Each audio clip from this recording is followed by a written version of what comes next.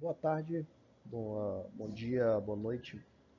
Vamos lá dar continuações ao nosso curso. Essa daqui é a nossa terceira videoaula do curso da CIPA.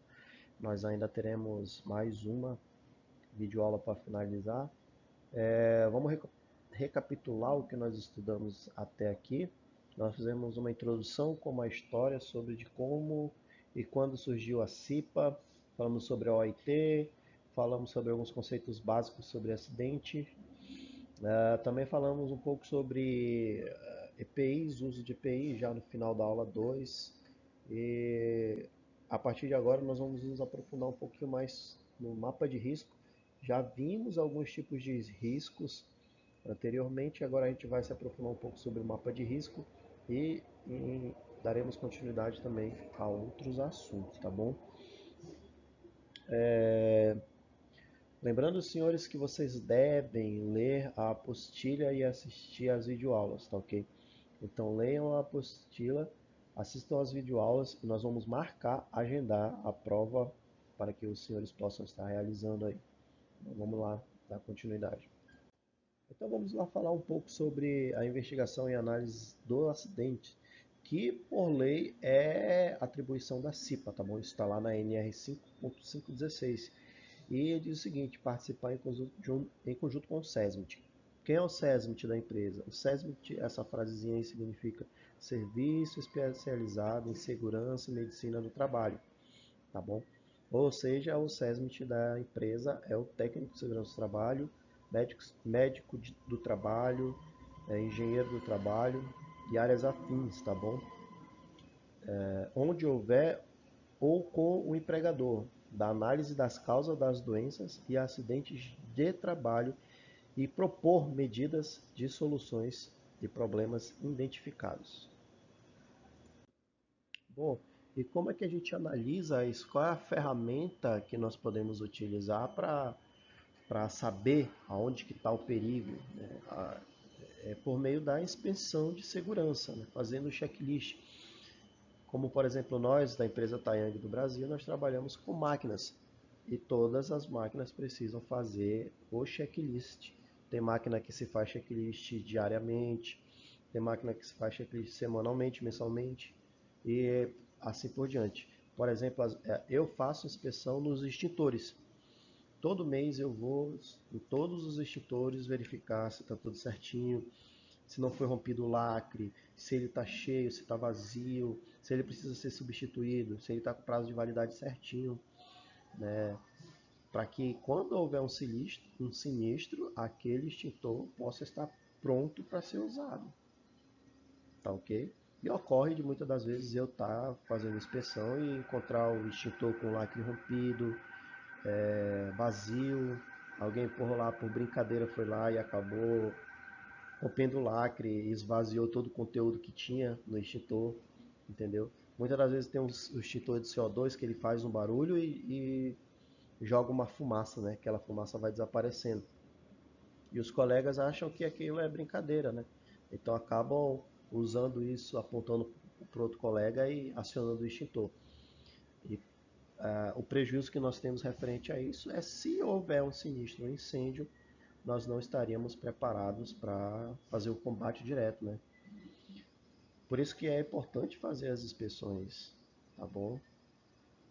As inspeções elas podem ser feitas por nós, Taiyang, vamos dizer assim, e também pelos órgãos que nos visitam de vez em quando. O Ministério do Trabalho vem aqui, nós respondemos também ao CFQ, que é o Conselho Federal de Química, e entre outros órgãos, né? Às vezes o IPAAN vem aqui, DENIT, vários outros órgãos que acompanha, né, nosso processo de produção e vem fiscalizar. Eles nos fiscalizam para saber se está tudo certinho. Vamos lá. Uma outra ferramenta também que ó, só uma correção, tá bom? Anteriormente eu falei DENIT, mas DENIT não tem nada a ver, tá bom? Só para uma correçãozinha aqui. Vamos continuar aqui. Mapa de risco é uma das ferramentas que a CIPA usa. É a ferramenta mais forte e mais eficaz que a CIPA vai usar para tentar avisar ao empregador para tentar avisar aos funcionários que aquele local é perigoso, tá bom? Olha só o que diz aqui. É uma atribuição da CIPA o mapa de risco, tá bom? A atribuição da CIPA é fazer investigação do risco. E por meio dessa investigação, a CIPA vai elaborar um mapa de risco. Nós vamos aprender direitinho como é que funciona o mapa de risco, tá bom? Mas diz o seguinte, o que acontece no mapa de risco? Precisamos identificar os riscos no processo de trabalho e elaborar o mapa de risco com a participação do maior número de trabalhadores, com a assessoria do SESMIT, se houver SESMIT na empresa. No caso da Taiyang tem, tá bom? Conceito, o que é o mapa de risco? O mapa de risco é uma demonstração gráfica dos riscos ambientais existentes nos locais de trabalho. Não é um bicho de sete cabeças e também não é algo muito difícil de fazer. É fácil, só que ele precisa ser tão fácil que até uma pessoa que nunca visitou a empresa ou que não sabe nem o que é um mapa de risco vá saber identificar que onde ela está é um local perigoso, entendeu? Olha só o que diz aqui. O trabalhador deve observar em um simples olhar e entender quais os riscos existentes no local de trabalho, tá bom? Aqui é um mapa de risco, tá bom? É só um exemplo, tá ok? A gente vai aprender que ele é feito por cores, tá bom? Cada cor representa um grau de risco, tá bom? Mais para frente a gente vai aprender, tá bom? E tamanho também, dependendo do tamanho, o grau de risco ali é maior ou menor, tá bom? Tem os pequenos aqui, umas bolinhas pequenas, indicando que o grau de risco ali é um grau mínimo, é um grau tolerável, vamos dizer assim, tá bom? Ó, como vocês podem perceber, isso aqui é uma planta de uma empresa, tá bom? Uma empresa simples, tá ok? Entrada, tá ok? E aqui o mapa de risco bem elaborado aí, tá bom? Com a legendinha das cores dos riscos, como vocês podem ver, tá bom? Aqui também é uma legendinha mostrando se o risco é alto, se é baixo, e por aí vai. Então, gente, vamos falar um pouco aqui sobre as cores que é, cada risco representa, tá bom? Por exemplo, aqui o risco físico, tá bom? Ruídos, vibrações, radiações ionizantes, radiações não ionizantes, frio, calor, frio aqui para quem trabalha em câmeras frigoríficas, né? Calor para quem trabalha em lugar que realmente é muito calor. A gente pode citar produção ou gente que trabalha no sol quente, tá ok? Pressões anormais, tá ok? E umidade. Tá ok? Isso tudo é representado pela cor verde. Então, quando o seu setor, quando, por exemplo, você vai elaborar o mapa de risco, aí você identifica que aquele setor ele tem algum desses tipos de risco. E você vai, então, pintar uma bolinha de verde lá, tá ok? Naquele local. Grupo 2, que é o grupo vermelho, que é riscos químicos, tá bom? Poeiras, fungos, névoa, neblina, gases, vapores, produtos químicos em geral, tá ok? Esse risco químico é representado pela cor vermelha, tá bom? Risco biológicos, que é risco a vírus, bactérias, protozoários, fungos, parasitas e bacilos, é representado pela cor marrom, tá ok? Agora esse grupo aqui, risco ergonômico, é representado pela cor amarela. Vamos falar aqui deles. Esforço físico intenso, levantamento de transporte. Muitas das vezes nós temos um determinado peso que nós podemos suportar e carregar, para não gerar gerar uma doença para a gente no futuro, tá bom? Eu não vou dizer aqui para vocês um número exato, um peso exato, uma medida exata. Por quê? Porque cada corpo é diferente de um do outro, tá bom? Então, mais uma coisa que eu falo para vocês: cada corpo tem uma determinada carga que pode suportar, tá ok? Vamos lá, exigência na postura, muitas das vezes a pessoa trabalha de qualquer jeito. Uma pessoa que trabalha no escritório, largado, jogado, quase deitado na cadeira, vai gerar futuramente para ela algum tipo de problema. Controle rígido de produtividade, imposição de ritmos excessivos, trabalho em turnos e noturno. Ó, isso aqui está mais relacionado àquela pessoa que não tem um horário fixo para descansar o corpo, tá bom? Às vezes ela dorme à noite, às vezes ela dorme à tarde, às vezes ela dorme de dia. Isso vai acabar, mas o futuro vai prejudicar ele, tá bom? A pessoa.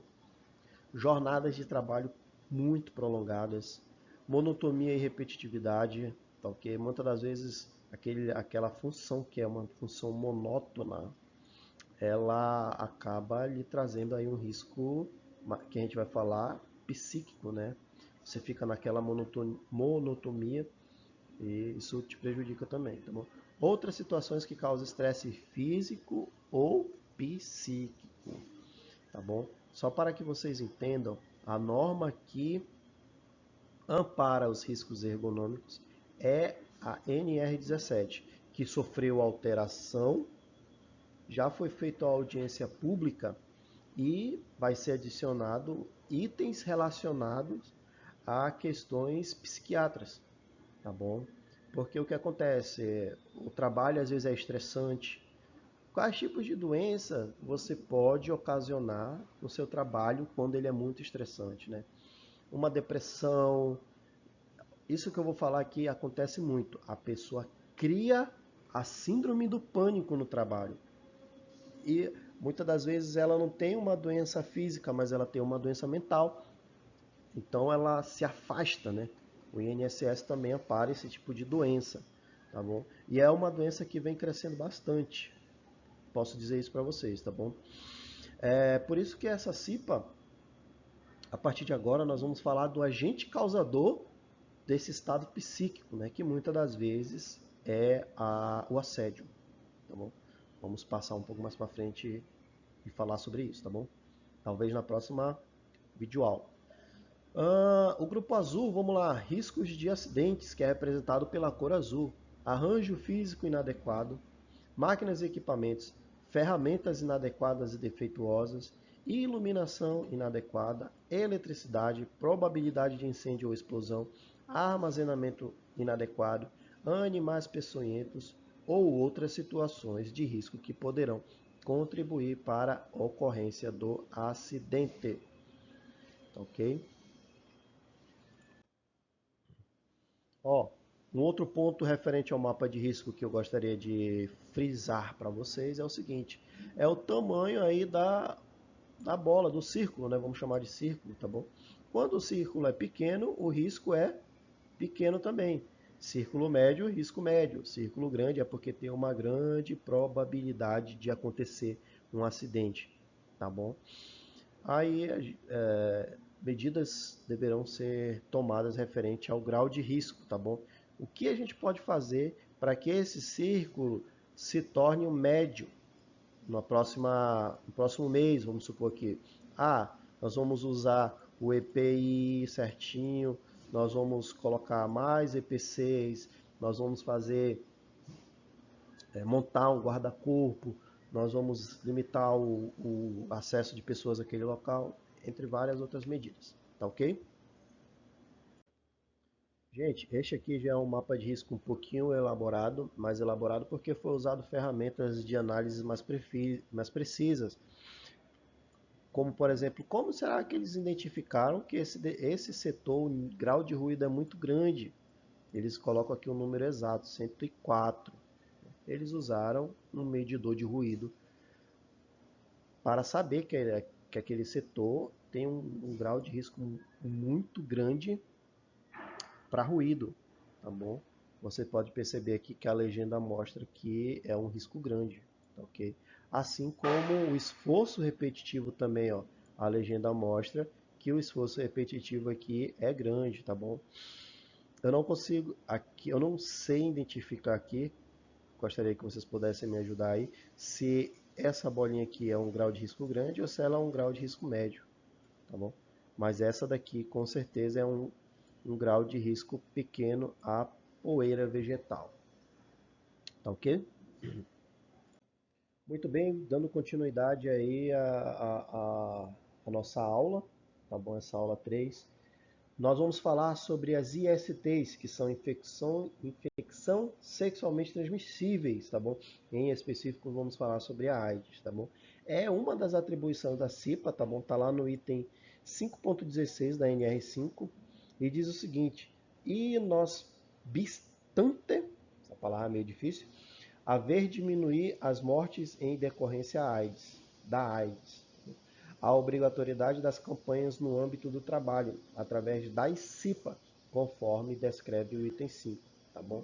Tem a ver que nós vamos estar, a CIPA, ela vai fazer as campanhas nacionais de prevenção, tá ok? E uma das campanhas nacionais de prevenção é a AIDS. Temos várias campanhas aí. As mais conhecidas são Outubro Rosa, Novembro Azul e Dezembro Vermelho, que fala especificamente sobre doenças sexualmente transmissíveis.